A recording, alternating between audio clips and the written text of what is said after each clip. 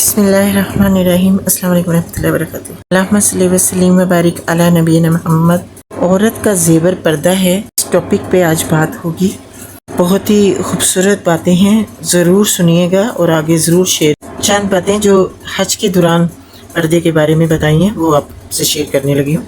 हज में अल्लाह ताला के रसूल सल्लल्लाहु अलैहि वसल्लम ने फरमाया था कि औरत एहराम की हालत में नकाब ना पहने और ना ही दस्ताने पहने।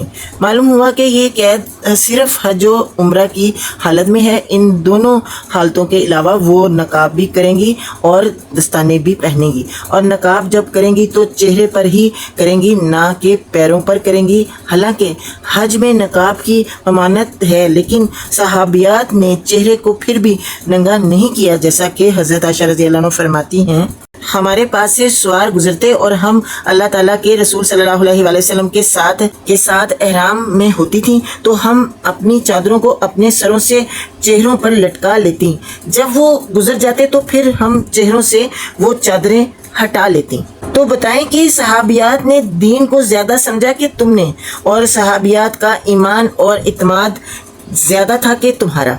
बिलाशुबा इनका फहम हुज्जत और वो ज़्यादा ईमानदार थे। बिलाशुबा इनका फहम हुज्जत और वो ज़्यादा ईमानदार थे, और वो अपने पाँव को ज़मीन पर ना मारें कि इनकी छुपी जीनत ज़ाहिर हो जाए। ये अल्लाह ताला ने कुरान पाक में कहा है। यानी औरत इस अंदाज से ना चले कि इसकी छुपी हुई पाजेबों की आवाज़ किसी को सुनाई दे। ये औरतों पर हराम है कि वो अपने पाँव को इस तरह मारें कि इनकी जीनत ज़ाहिर हो, जो पाजेबों या खलाखल की शक्ल में हो।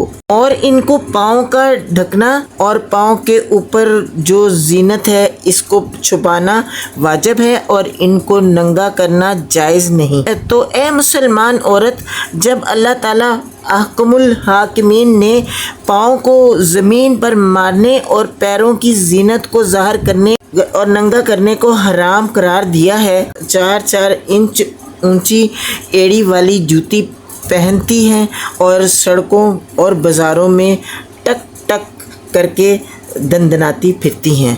क्या ये तेरे पाँव की आवाज़ नहीं जिससे मना किया गया है? और तू मगरिबी डिज़ाइन और 2 स्टेप वाली जिसमें पाँव सारा नंगा होता है पहनते वक्त डरती नहीं कि इससे तो अल्लाह ताला ने मना फरमाया है। क़यामत को क्या जवाब देगी? सोच और फिक्र कर और तौबा कर, शायद फिर तुम्हें मौका ना मिले तौबा करने का।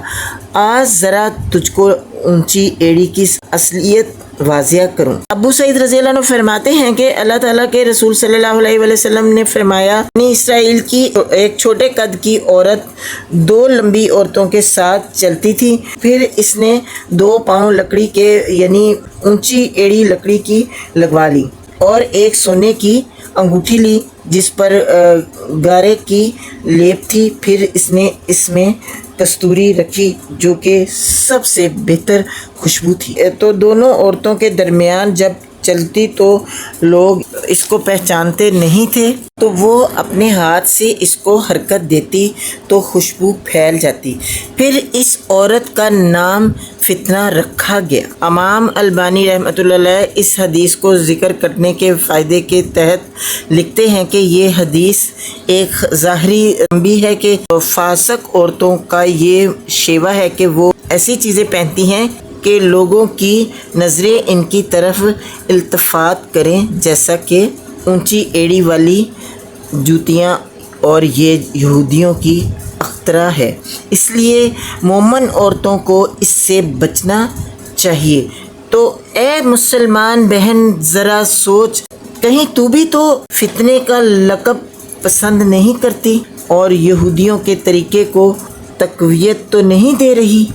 अब देखें कि यहाँ ज़मीन पर पाँव मारना इसलिए मना किया गया है कि मर्द ज़ेवर की झटकार से फितने में ना पड़ जाए।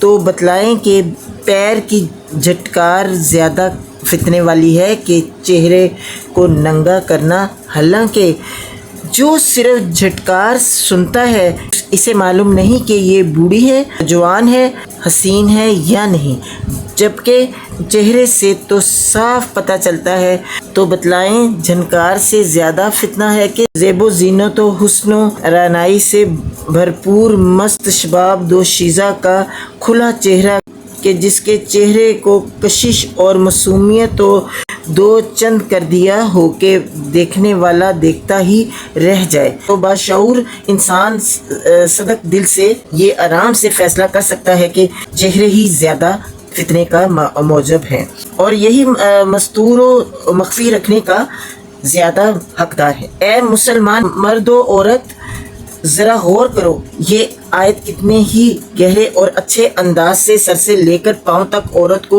غیر محرم سے چھپانے کے لیے اور ایسے ذریعے کے دروازے بند کرنے کے لیے اتاری گئی ہے۔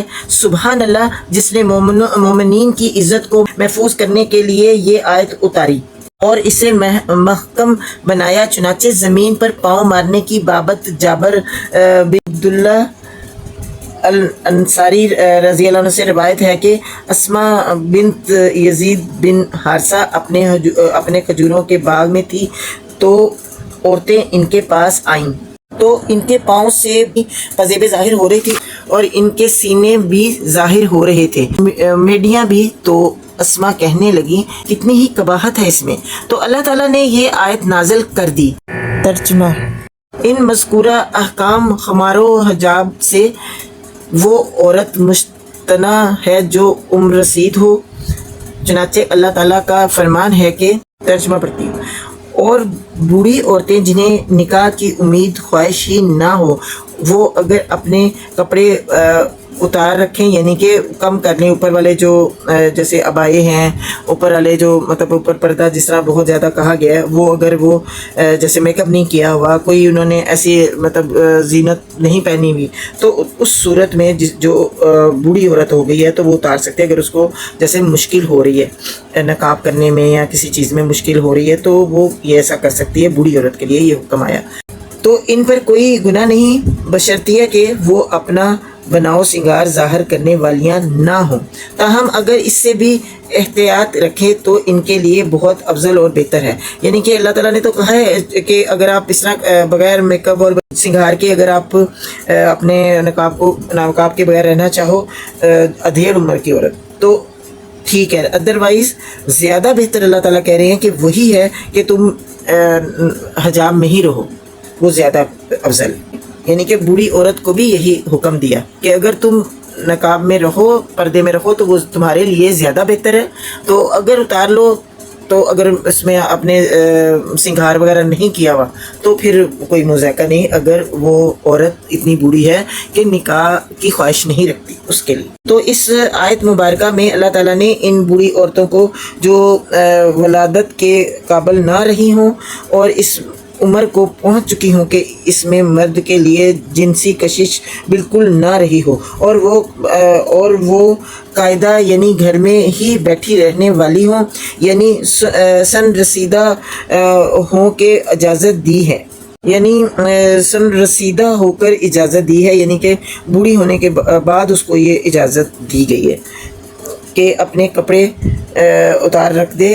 کپڑوں سے مراد یہ نہیں ہے کہ کپڑے اتار کر بالکل برہنہ ہو جائے، بلکہ اس سے مراد وہ کپڑے ہیں جو عام لباس کے اوپر اس لیے اوڑھے جاتے ہیں کہ جسم کے وہ حصے جو جسم سے عام طور پر باہر رہ جاتے ہیں، مثلاً چہرہ اور ہاتھ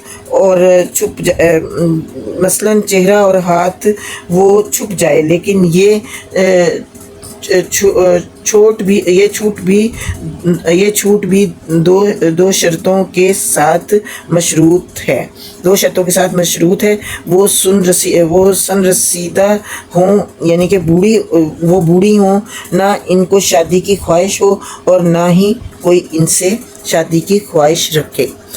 اس صورت میں کہ بوڑھی عورت کے لیے بھی ایسا حکم ہے، تو جوان عورت، بچیاں، لڑکیاں، ان کے لیے کتنا سخت حکم آیا ہے اللہ تعالیٰ کی طرف سے، اور نافرمانی پہ نافرمانی ہو رہی ہے۔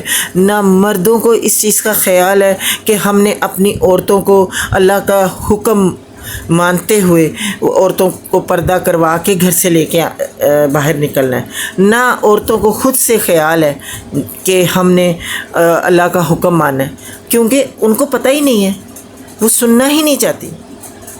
جو اپنی مرضی کر رہے ہیں، جن کو یہ سننا ہی نہیں ہے کہ اللہ نے حکم کیا دیا ہے، قرآن پڑھنا ہے، قرآن کا ترجمہ نہیں پڑھنا، قرآن کا ترجمہ سننا نہیں ہے کہ کہیں ہمیں حکم ماننا نہ پڑ جائے، ٹھیک ہے، کہیں ہمیں زیادہ گناہ نہ ہو جائے، اگر ہم یہ سن لیں گے تو ہمیں زیادہ گناہ ہوگا، لوگوں کے ذہن میں یہ بات ہے۔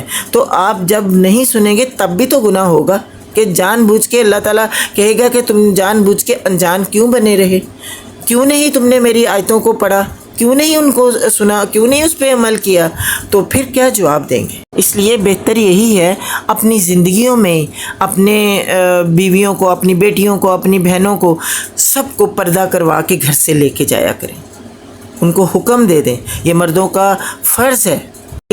جو آیت جب اتری یہ پردے کی، تو جس طرح سے اس دور کے مردوں نے گھروں میں جا کے عورتوں سے پردہ کروایا، حکم بتایا کہ آج یہ آیت اتری ہے پردے کی، اور کس طرح سے عورتوں نے ماشاءاللہ سے نقاب کرنا شروع کر دیا، تو یہ آگے جا کے وہ بھی میں آپ کو بتاؤں گی۔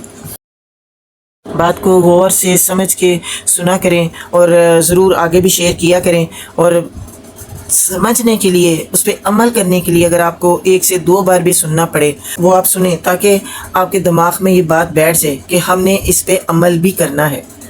تو عمل بہت ضروری ہے، خالی سن لینا اور پھر سن کے بھول جانا وہ نہیں ہے، پڑھ لینا اور پڑھ کے بھول جانا کہ کر لیں گے، دیکھ لیں گے، تو جب وقت آئے گا، یا ابھی تو بڑی عمر پڑی ہے، تو آپ عمر کی اپنی گارنٹی نہیں دے سکتے، اپنی زندگی کی گارنٹی نہیں دے سکتے کہ آپ کی کتنی زندگی ہے، ہم نے کتنا جینا ہے، کتنی ہماری زندگی ہے، ہمیں نہیں پتہ۔ تو اس لیے اس ڈر سے کہ ہماری زندگی آج ہے، کل ہے کہ نہیں ہے، ہم اس ڈر سے آج سے ہی عمل کرنا شروع کر دیں، اللہ کے حکموں کو آج سے ہی ماننا شروع کر دیں۔ یہ ہم سب کا فرض ہے، ہر مسلمان کا فرض ہے۔ جزاک اللہ خیر۔